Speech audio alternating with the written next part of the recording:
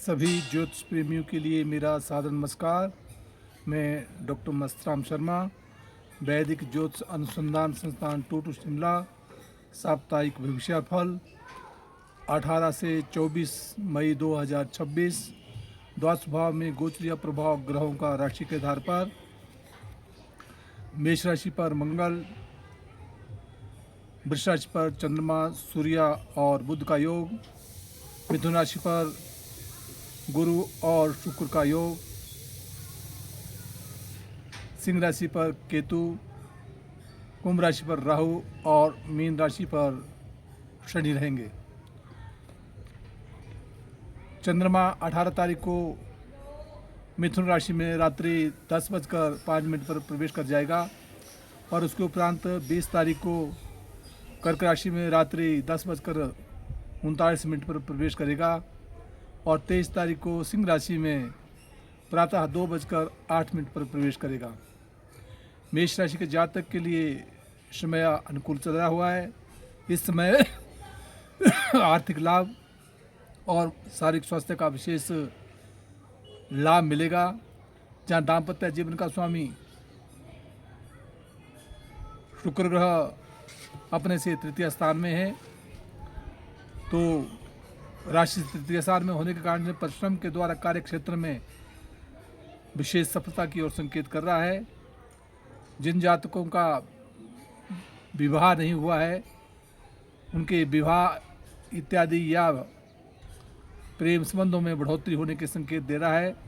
आर्थिक लाभ मिलेगा और जहाँ चंद्रमा धन का आगमन कराएगा वहाँ कहीं यात्राओं के योग 18 तारीख के उपरांत बन सकते हैं और 20 तारीख के उपरांत जमीन जायदाद और प्रॉपर्टी का लाभ और 23 तारीख को शैक्षणिक योग्यता में सफलता की और संकेत कर रहा है। वृष राशि का जातक उसका स्वामी ग्रह शुक्र ग्रह अपने से द्वितीय स्थान में है। राशि पर 3 ग्रहों का योग बना है, इसलिए मान सम्मान प्रतिष्ठा को प्रदान कर रहा है। वहाँ दाम्पत्य जीवन का स्वामी मंगल ग्रह अपने से द्वादश भाव में है, इसलिए शारीरिक स्वास्थ्य का विशेष ध्यान देना होगा और द्वितीय स्थान में शुक्र और गुरु का योग आर्थिक लाभ की प्राप्ति करवाएगा। जहाँ चंद्रमा राशि पर है, उपरांत 18 तारीख को चंद्रमा धन की ओर बढ़ाने की ओर संकेत करता है और 22 तारीख को यही चंद्रमा कहीं यात्राओं के योग बनाएगा और 20 तारीख को विशेष करके भूमि जायदाद संबंधी लाभ मिलने की संभावना बनती है, परंतु केतु के साथ योग होने के कारण मातृ कष्ट अवश्य में प्रदान करेगा। मिथुन राशि का जातक उसका स्वामी ग्रह बुध ग्रह की स्थिति राशि पर ही विराजमान है, मान सम्मान प्रतिष्ठा को दे रहा है। शुक्र भी वहाँ है, इसलिए विशेष करके यद्यपि शुक्र अपने से द्वादश भाव का स्वामी है परंतु मित्र घर में बैठा है, दाम्पत्य जीवन को पूर्ण दृष्टि से देख रहा है, इसलिए व्यापार के क्षेत्र में और पारिवारिक क्षेत्र में विशेष सफलता की ओर संकेत कर रहा है। भाइयों के साथ सौहार्दमय वातावरण बना के रखना होगा, परंतु चंद्रमा द्वादश स्थान में होने के कारण 18 तारीख के उपरांत जो चंद्रमा जब राशि पर आ जाएगा तो मान सम्मान प्रतिष्ठा, उपरांत धन का 20 तारीख के बाद धन का योग और 23 तारीख को कहीं यात्राओं के योग भी बन सकते हैं। कर्क राशि का जातक का स्वामी ग्रह चंद्रमा की स्थिति एकादश स्थान में आर्थिक लाभ की ओर संकेत कर रहा है, परंतु 18 तारीख के उपरांत यही चंद्रमा अपने से द्वादश भाव में हो जाएगा। उसमें कहीं बाह्य स्थानों की दौड़ धूप होगी, लाभ भी मिल सकता है, परंतु शारीरिक स्वास्थ्य का विशेष ध्यान रखना होगा।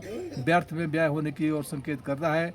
वहाँ दाम्पत्य जीवन का स्वामी शनि ग्रह की स्थिति अपने से राशि से अपने से नवम भाव में है, इसलिए धर्म कर्म की तरफ रुचि रखेंगे तो व्यापार और पारिवारिक संबंधों में विशेष प्रकार से सफलता मिलेगी।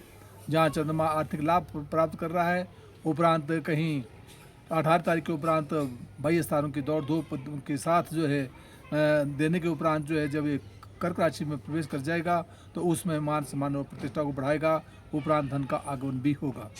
सिंह राशि का जातक उसका स्वामी ग्रह सूर्य ग्रह की स्थिति वृष राशि में है, जो अपने से विशेष करके 10वें भाव में राजपक्ष से मान सम्मान प्रतिष्ठा प्रोन्नति के योग की ओर संकेत कर रहा है। राशि पर केतु होने के कारण क्रोध पर नियंत्रण रखना होगा। दाम्पत्य जीवन में राहु विराजमान है, मित्र क्षेत्रीय है, परंतु उस घर का स्वामी शनि अपने से अष्टम भाव में है, इसलिए व्यापार और पारिवारिक के क्षेत्र में कहीं बाधाएं आ सकती है, उनके निराकरण करने के लिए शनि मंत्र का जाप करते रहा करे तो अच्छा रहेगा। और पारिवारिक संबंधों में पत्नी संबंधी शारीरिक स्वास्थ्य का भी विशेष ध्यान देना होगा। कन्या राशि का जातक उसको स्वामी ग्रह बुध ग्रह की स्थिति अपने से नवम भाव में है। धर्म कर्म की तरफ रुचि रखेंगे तो शारीरिक स्वास्थ्य का लाभ, नौकरी का लाभ और प्रवृत्ति की ओर संकेत कर रहा है, भाग्य उदय होने की ओर संकेत कर रहा है। वहाँ दाम्पत्य जीवन में शनि बैठा है, जो जिस घर का स्वामी जो बृहस्पति है, और बृहस्पति की स्थिति विशेष करके 10वें स्थान में है। इसलिए कन्या राशि के जातक के लिए विशेष करके राजपक्ष से मान और समान प्रतिष्ठा मिलने की ओर संकेत करता है। और साथ जो है धर्म कर्म की तरफ रुचि, राजपक्ष से मान सम्मान और आर्थिक लाभ की ओर संकेत करता है। परंतु 23 तारीख के उपरांत जो है कन्या राशि के जातक के लिए कहीं बाह्य स्थान की दौड़ धूप और स्वास्थ्य का विशेष ध्यान रखना होगा। तुला राशि का जातक उसका स्वामी ग्रह शुक्र ग्रह की स्थिति अपने से विशेष करके शुक्र ग्रह की स्थिति अपने से विशेष करके जो बनी हुई है उस स्थिति में जातक के लिए विशेष ध्यान देना होगा, क्योंकि शुक्र ग्रह जहाँ सूर्य के साथ होने के कारण जो है कुछ क्रोध पर नियंत्रण रखना होगा। परंतु चंद्रमा अष्टम स्थान में है, इसलिए चंद्रमा को विशेष करके जो है 3 ग्रहों का योग भी है। इसलिए चंद्र मंत्र का जाप करते रहे तो मान सम्मान प्रतिष्ठा को बढ़ाएगा, अन्यथा कहीं चोट इत्यादि से सावधानी रखनी होगी। चंद्रमा जब ये मिथुन राशि में प्रवेश कर जाएगा तो धर्म कर्म की तरफ रुचि बढ़ेगी। जब ये कर्क राशि में प्रवेश कर जाएगा 20 तारीख के उपरांत तो राजपक्ष से विशेष प्रवृत्ति के योग बनते हैं और 23 तारीख के उपरांत आर्थिक लाभ की ओर भी संकेत करता है।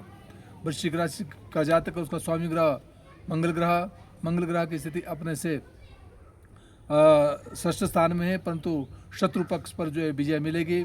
और दाम्पत्य जीवन में सूर्य चंद्रमा और बुध का योग बना है, जो व्यापार के क्षेत्र में विशेष सफलता की ओर संकेत कराता है, पारिवारिक सुख सुविधाओं को देता है। चंद्रमा जब ये अष्टम भाव में चला जाएगा अर्थात 18 तारीख के उपरांत जो है विशेष करके स्वास्थ्य का ध्यान, चोट इत्यादि से बचना होगा। और जब 20 तारीख को ये कर्क राशि में प्रवेश कर जाएगा तो वृश्चिक राशि के जातक के लिए धर्म कर्म की तरफ रुचि बढ़ेगी और मान सम्मान प्रतिष्ठा बढ़ेगी। और उपरांत जब ये अपने से 10वें भाव में चल जाएगा तो राजपक्ष से प्रोन्नति के योग और साथ मान सम्मान प्रतिष्ठा की ओर भी संकेत करता है। धनुराशि का जातक उसका स्वामी ग्रह गुरु ग्रह की स्थिति अपने से 7वें भाव में दाम्पत्य जीवन में है, इसलिए पूर्ण दृष्टि से राशि को भी देख रहा है। इसलिए शारीरिक स्वास्थ्य अच्छा रहेगा, मान सम्मान प्रतिष्ठा बढ़ाएगा और व्यापार के क्षेत्र में विशेष सफलता की ओर संकेत करता है।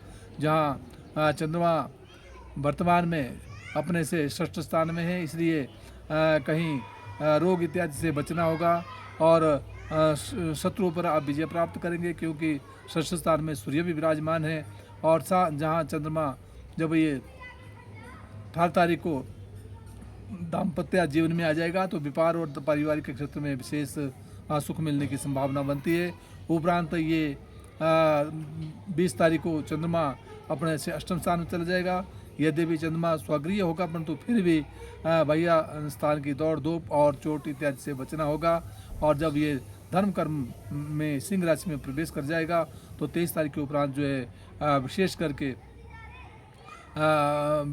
करके जो है चोट इत्यादि से सावधानी रखनी होगी। कुंभ राशि का जातक उसका स्वामी ग्रह शनि ग्रह की स्थिति अपने से द्वितीय स्थान में है, इसलिए द्वितीय स्थान में शनि आर्थिक लाभ की ओर संकेत कर रहा है। राशि में राहु विराजमान है, क्रोध पर नियंत्रण रखते हुए मान सम्मान प्रतिष्ठा को बढ़ाएगा।